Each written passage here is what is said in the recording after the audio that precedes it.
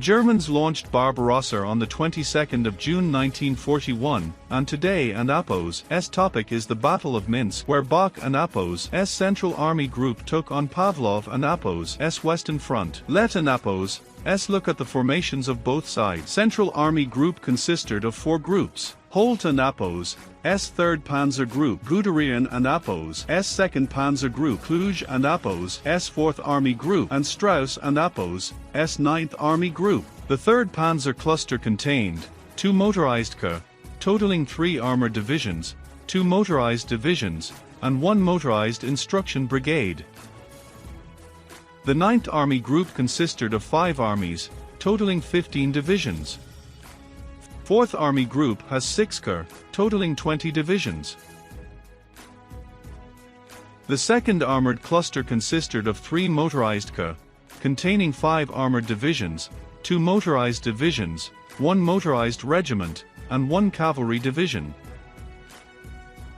On the opposite side of Holt was Kuznetsov and Apos' 3rd Army Group, containing 1 infantry K and 1 mechanized K. In the center of the salient, opposite the German 9th Army, was Igor Glubev and Apos' 10th Army, the strongest unit of the Western Front K. It contained 2 mechanized K, 2 infantry K, and 1 cavalry K. On the German right flank, Guderian was facing Korotkov and Apos' 4th Army Group, which contained 1 infantry K and 1 mechanized K. The last army group was north of Minsk, Filatov and Apos' 13th Army Group, which was weak, with only 3 infantry divisions, and was still being formed. The front army also had 2 K left in reserve. From the deployment of both sides, even a layman could see the problem. The Soviets and Apos' 10th Army was deployed in a huge salient, while Holt and Guderian and Apos' 2 powerful armored clusters were on either flank of the salient. Once the Germans broke through the defensive line, the consequences could be imagined. The strength of the 10th Army Group was equal to the combined strength of the 3rd and 4th Army Groups. If the German raid succeeded, the 10th Army Group would not escape its fate, and the destruction of this group would mean the collapse of the entire Western Front Army. At dawn on the 22nd of June, the Soviet Western Front was still quiet and peaceful when the blackness of the Stuka suddenly loomed overhead. The vast majority of Soviet aircraft were still lying in the airfield. The German pilots did not hesitate to drop their bombs. Of the more than 1,200 planes of the Western Front, more than 700 were destroyed in the airfields without having time to lift off. In fact, in the first half of June, Stalin had ordered that the airfields be camouflaged, but this work would not be completed until the 20th of July. On the first day of the war, the skies were completely in the hands of the Germans. Air reconnaissance reported to Guderian that all indications were that the Soviets were defenseless and that the fortifications on the front line had not gained any ground for weeks. Troops were also severely under strength, and our forces would be well positioned to achieve surprise. At the beginning of the assault, Guderian gave orders to his men, break through the border positions on both sides of Brest-Litovsk, to move along Route 83 and Route 2 towards Slutsk and Minsk, and then into the Smolensk area, to destroy the cohesion of the enemy forces. After the breakthrough, it was decisive that gasoline carried us as far as it could, at full speed.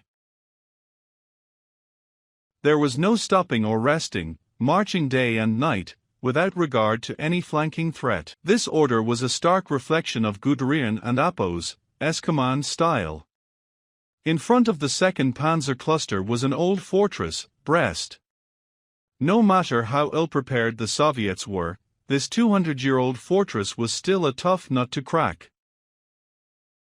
In fact, Guderian and Apos' mobile forces did not intend to deal with it at full strength. When the German panzers managed to break through the 2 flanks and hand the fortress over, the infantry under Kluge laid siege to it. The task of Guderian and Appos' troops was only to surge forward. The first task of the German armored units was to capture the 5 bridges over the Bug River.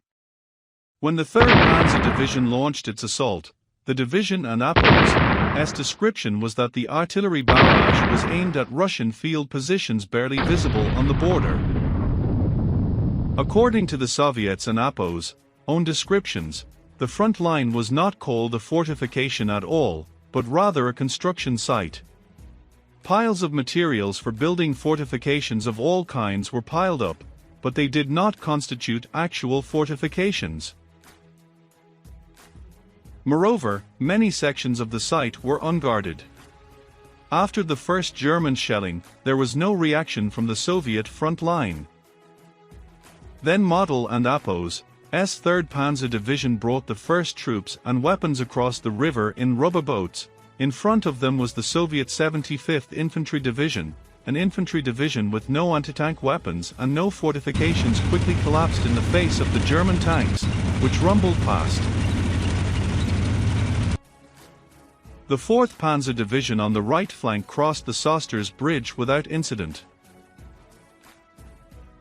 There was hardly any resistance. The Germans crossing the river soon encountered a Soviet regiment, but it was quickly crushed in the face of a Panzer Division. The 2 Panzer Divisions continued to advance and were met only by scattered units of the Soviet 6th and 24th Infantry Divisions, which lacked anti-tank weapons and were as helpless as molehills against the 2 Panzer Divisions. The 17th and 18th Armored Divisions used diving tanks during the river crossing.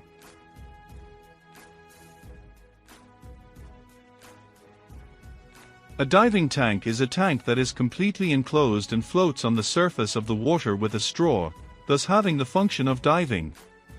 80 diving tanks of the 18th Panzer Division dived into the Bug River and suddenly appeared on the opposite bank, but were not met by any enemy. The German panzers quickly dug trenches again to establish fortifications to build a bridgehead to prevent Soviet counterattacks, and waited until the troops were all transported across the river. There was no ready-made bridge in this sector, and the Germans needed to build their own pontoon bridge.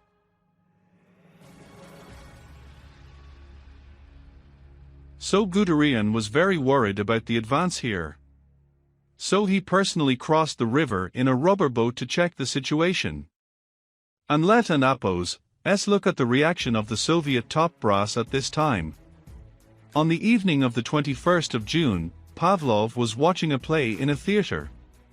And quote, Stalin gave him the order, unquote, the Red Army should not worry about this, although the situation is very serious.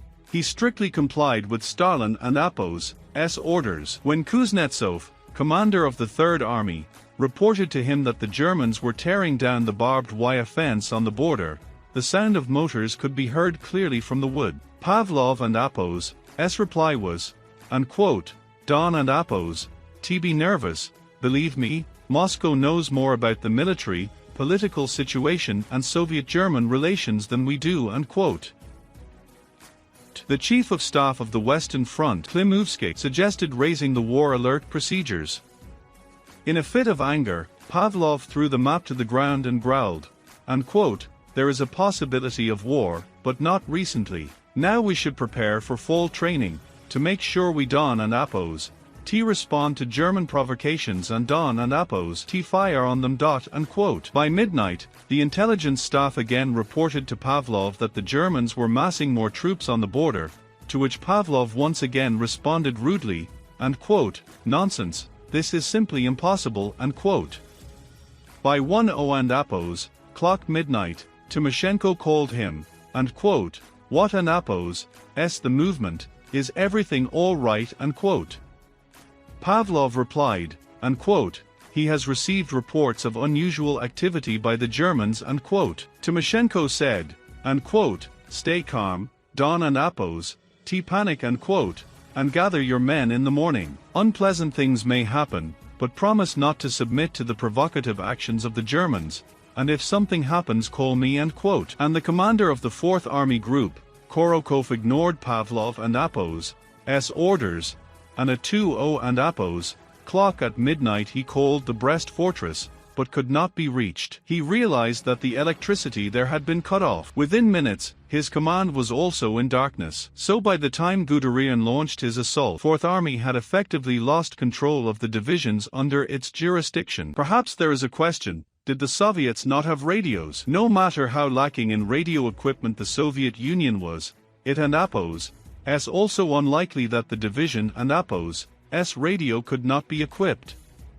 At that time, Soviet regimental units were also equipped with radios. But before the war did not get attention, many Soviet Army senior think, radio is unreliable, may leak orders, another important reason, easy to be located by the German antenna. World War II. There is a device called radio direction finder. The German army used to use it can locate the Soviet command. In and APO's 41 the Germans used this device frequently and gained a very great tactical effect, and Soviet army group level and front level commands were bombed by German aircraft many times. The peacetime and wartime bands of radio are not the same. If the wartime bands were communicated one level after another, it would take several days. It was even more impossible to do so in just a few hours of war. The Soviet army generally used the communication method or telephone lines, and telephone lines are easy to be cut if the phone lines are buried underground. German spies are not prone to sabotage.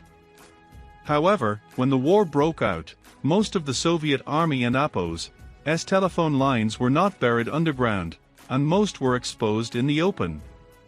Not to build fortifications at the front was to not irritate the Germans. The wartime bands of radio were not issued to the troops in advance, and the telephone lines, which did not do any concealment work, were completely incomprehensible.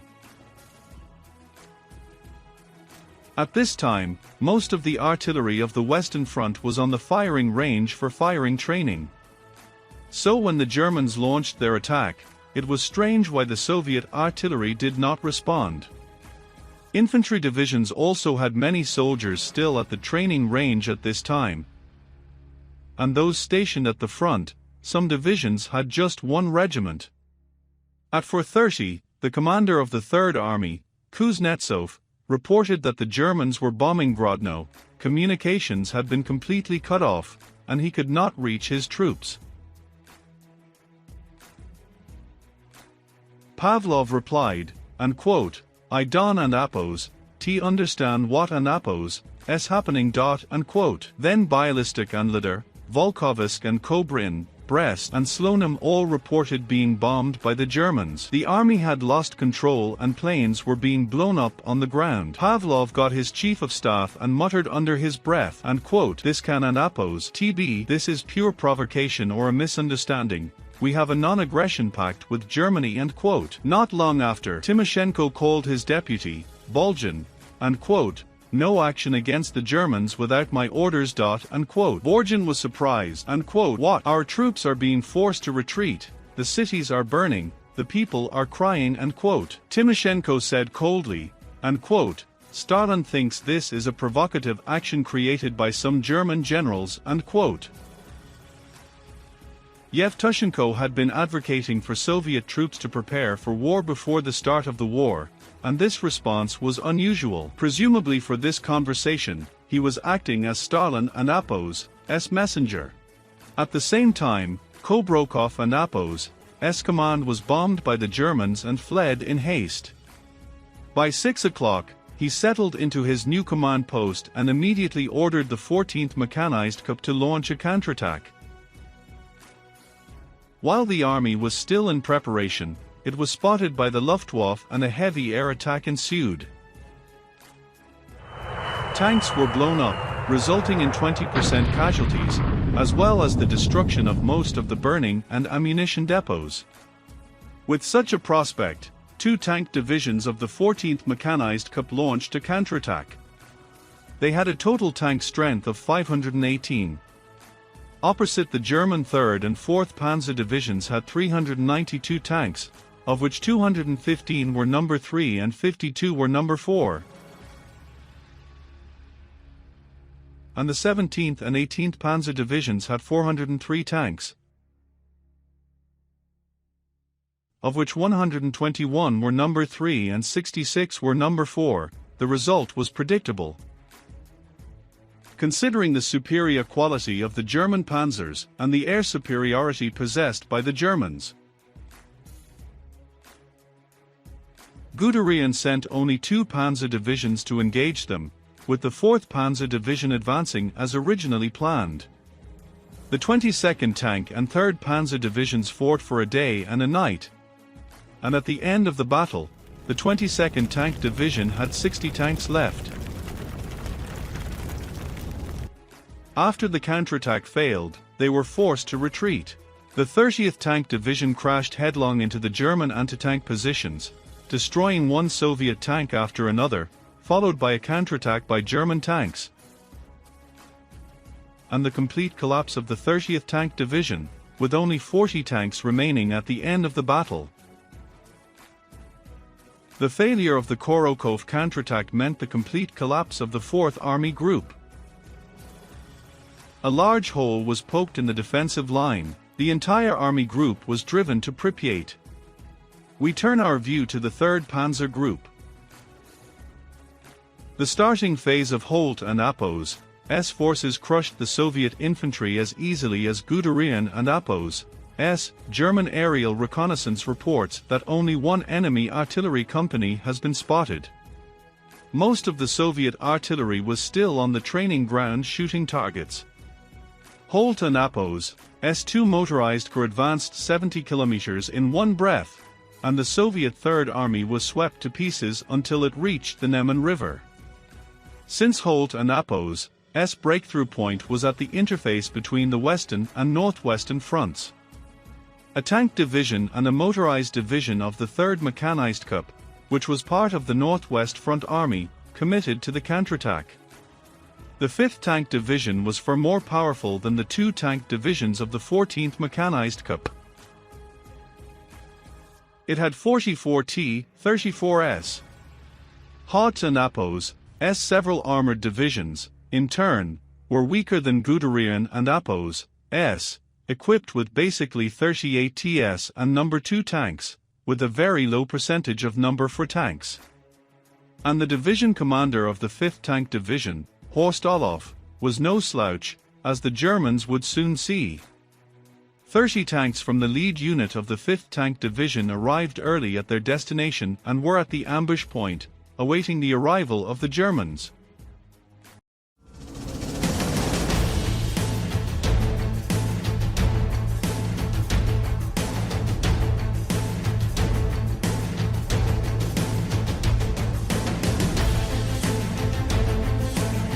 When the first tanks appeared, the Germans had just crossed the river when a T-34 tank opened fire, destroying a 38T tank, and then another tank at the bridgehead was destroyed. The Soviet tanks were scattered behind a large area of German tanks. At this point the German panzers realized they had been ambushed and 6 tanks were destroyed in quick succession. The Germans attempted to counterattack, but the 37mm anti-tank guns they were armed with were simply ineffective against the T-34s.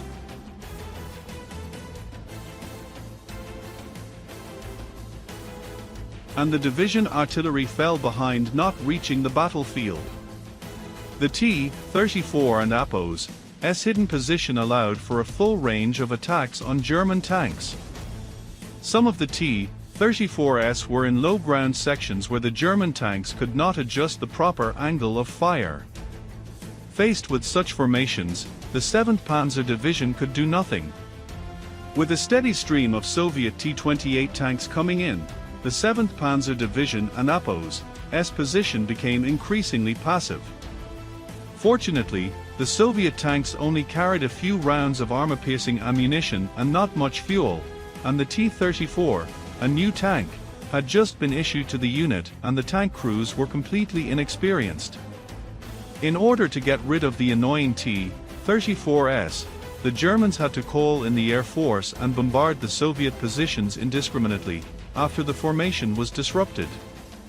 The stalemate was finally broken when the 5th Tank Division, which had lost a good ambush position, was not about to give up its mission and launched a fierce attack on the 7th Panzer Division, whose clumsy and untrained Soviet crews were not suited to execute such an attack.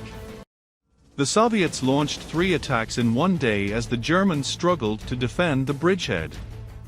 The Soviets needed to face German anti-tank and field artillery. The Soviets themselves lacked anti-tank guns, and the field artillery positions had been overwhelmed by the Luftwaffe.